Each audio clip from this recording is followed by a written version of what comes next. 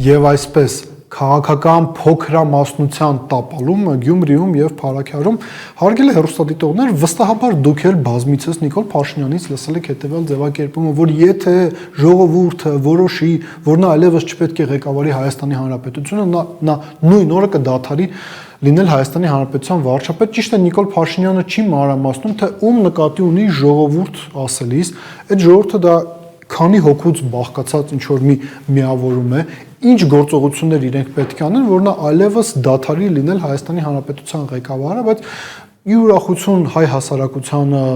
ի տխրություն իշխանություններին դեռ եւս մեր երկրում գոյություն ունեն տարբեր մեթոդներ, տարբեր ձևեր, այդ թվում նաեւ ինստիտուցիոնալ ձևեր, թե ինչպես կարելի է իշխանությունների վերաբերյալ ժողովրդի մոտեցումը հասկանալ կամ որոշել, թե ինչպիսին է ժողովրդի կամքը։ Այդ ինստիտուցիոնալ մեթոդներից մեկը ընտրություններն են։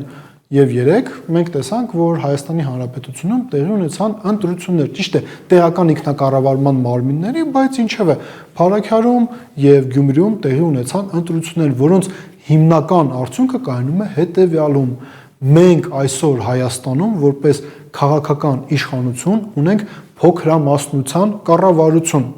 Ինչ տեղի ունեցավ նույն Փարաքյալում, Վոլոդյա Գրիգորյանը,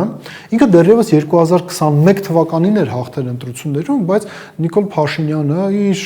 կողմից հաճախ օգտագործվող մեթոդների շնորհիվ կարողացավ այնպես անել, որ Գրիգորյանը միայն 2025 թվականին հնարավորություն ունեցավ լիարժեք իշխանություն վերցնել Փարաքյարում, բայց իսկապես տպավորիչ հաղթանակ իրենք տարան, ավելի քան 55% քվե կարողացան ստանալ։ Սա Փարաքյարի մասով, իսկ Գյումրիում իրապես եւս շատ հետաքրքիր գործընթացներ տեղի ունեցան, գործընթացներ, որոնց շրջանակներում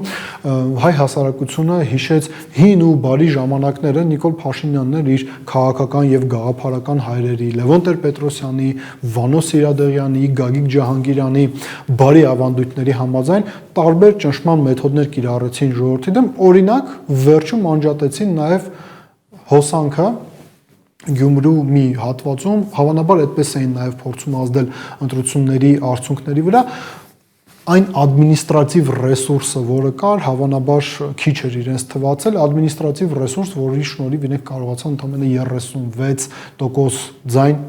ստանալ, ինչ վարչական ռեսուրսների, ինչ մեթոդների կիրառման մասին է խոսքը, մամուլում էլ սրա վերաբերյալ հրապարակումներ եղան, տեխնատուները եւս խոսեցին սրա մասին, օրինակ, որ Հայաստանի եւ ոչ միայն Հայաստանի տարբեր բնակավայրերից Գյումրի մարդ էին բերում գրանցում, որպեսզի իրենք մասնակցեն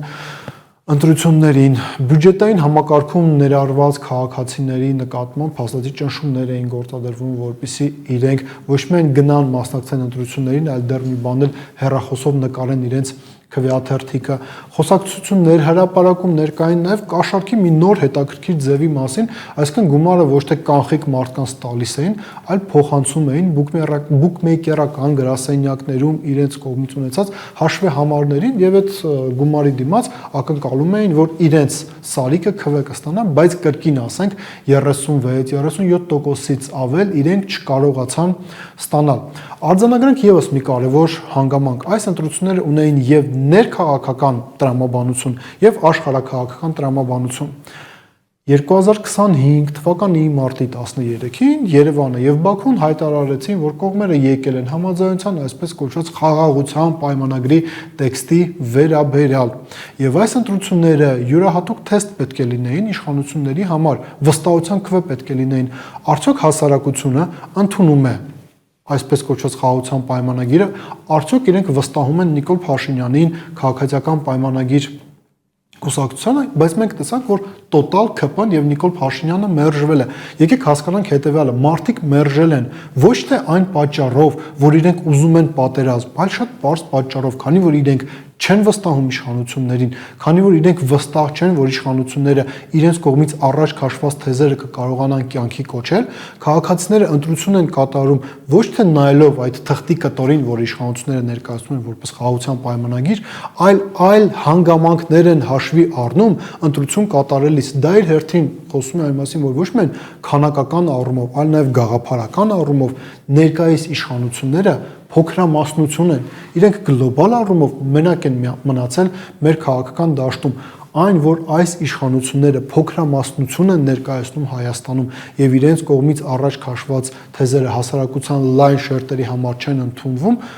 լայն շերտերի կողմից չեն ընդունվում, ապացուցումը նաեւ հետեւյալը է՝ Եվրաքվե նախաձեռնության տեխնացուն Լևոն Բարսեղյանը։ Հիշեցնենք, Եվրաքվեն դա այն նախաձեռնությունն է, որի ներկայացուցիչները ընդամենը մի քանի շաբաթ առաջ ազգային ժողովում ներկայացնում էին մի նախագիծ, մի օրենքի նախագիծ, ըստ որի պետք է արձանագրվել, որ մենք գնում ենք դեպի Եվրոմիություն, ընդամենը մի քանի օր առաջ ՔՊ падգամավորներն էլ կողմ քվեարկեցին այդ նախագծի, բայց Եվրաքվեի ներկայացուցիչը ինքը չկարողացավ հաղթահարել նույնիսկ անհրաժեշտ անցողիկ շեմը։ Սա եւս խոսում է այն մասին, որ գաղափարական առումով այս իշխանությունները փոքրամասնություն են ներկայացնում Հայաստանում։ Այլ հարց է, որ իրենք դեռևս ունեն վարչական լծակներ, որպեսզի կարողանան իրենց կողմից նախընտրած որոշակի թեզերը, որոշակի քաղաքականությունը կարողանան այսպես ձևակերպենք փաթաթել ժողովրդի վզին, բայց Գյումրու ընտրությունները, Փարաքյարի ընտրությունները խոսում են այն մասին, որ կա հնարավորություն փոխել իրավիճակը։ Ինչը վերաբերում է ներքաղաքական հարցերի վերաբերյալ արձանագրումներին, որոնք մենք պարտավոր ենք անել այս ընտրություններից հետո, եկեք ֆիքսենք հետևյալը։ Մի շարք տարածված թեզեր կային, միֆեր կային, այդ միֆերը ոչնչացվեցին։ Օրինակ, որ ընտրություններով անհնար է հաղթել ՔՊ-ին, որ ընտրություններին պետք չէ մասնակցել, Նիկոլով ընտրությունների չի կարելի գնալ, կամ որ պետք է անպայման հրաժարվել ազգային ժողովի մանդատներից, դրանից հետո միայն հնարավոր կլինի հասնել հաղթանակի, կամ էլ այն, որ անհրաժեշտ է անպայման միջև ընտրությունները միավորվել եւ միասնական ճակատով գնալ։ Մանդատները ազգային ժողովում հնարավորություն են տալիս ընտրական հանձնաժողովներում տեղեր ունենալ։ Եթե դու չես միավորվում ի սկզբանե, տարբեր քաղաքական ուժեր են լինում, տարբեր քաղաքական ուժերի, տարբեր քաղաքական հոսանքների կողմնակիցները ունենում են ընտրելու շատ մեծ հնարավորություն իրենց քաղաքական կամքը արտահայտելու հնարավորություն, այսինքն մենք տեսնում ենք, որ կան իրական հնարավորություններ ընտրություններով հասնել փոփոխությունների։ Այլ հարց է, որ ոմանք այլ պատկեր են ուզում տեսնել նախընտրական քարոզարշավի ժամանակ, որ իրենք ուզում են տեսնել մի իրավիճակ, որ լինեն միայն իրենք եւ քաղաքացիական պայմանագիր կուսակցությունը, այդ պայմաններում է միգուցե իրենք կարծում են, որ իրենք կարող են հասնել հաջողության, բայց արձանագրենք հետեւյալը, որ ընտրությունները ապացուցեցին, որ Նիկոլ Փաշինյանին հնարավոր է էլեկտորալ գործընթացով հեռացնել իշխանություններից, ի վերջո թողնել, որ մարդիկ զբաղվեն միայն նրանով, ինչը սիրում են, ինչը իրենց մոտ ստացվում է, խոսք հերթեն, այլ ոչ թե զբաղվեն նրանով, որ երկիր են ղեկավարում եւ հասցրել են մեզ այս իրավիճակի։ Բայց դրա հետ մեկտեղ պետք է արձանագրենք հետեւյալը. ընտրությունները ապացուցում են եւս մի շատ պարզ ճշմարտություն։ Քիչ է միավորվել կամ չմիավորվել, քիչ է հաղթել ընտրություններում, քիչ է պահել քվեները ընտրատեղամասերում,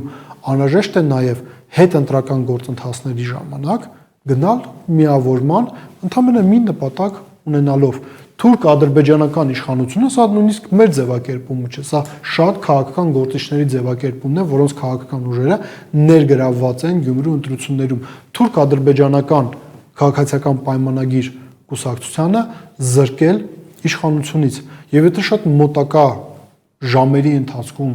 այս հարցը իր լուծումը չստանա, կարծում եմ քաղաքացիների զգալի հատվածը կստանա մի շատ կարևոր հարցի պատասխան։ Ոչ միայն այն, թե ով բերեց Նիկոլ Փաշինյանին, այլով անում է ամեն ինչ, որպեսզի լինի քաղաքական առումով իր հենարանը եւ անի ամեն ինչ, որպեսզի Նիկոլ Փաշինյանը շարունակի ղեկավարել Հայաստանը։ Մտածեք այդ մասին։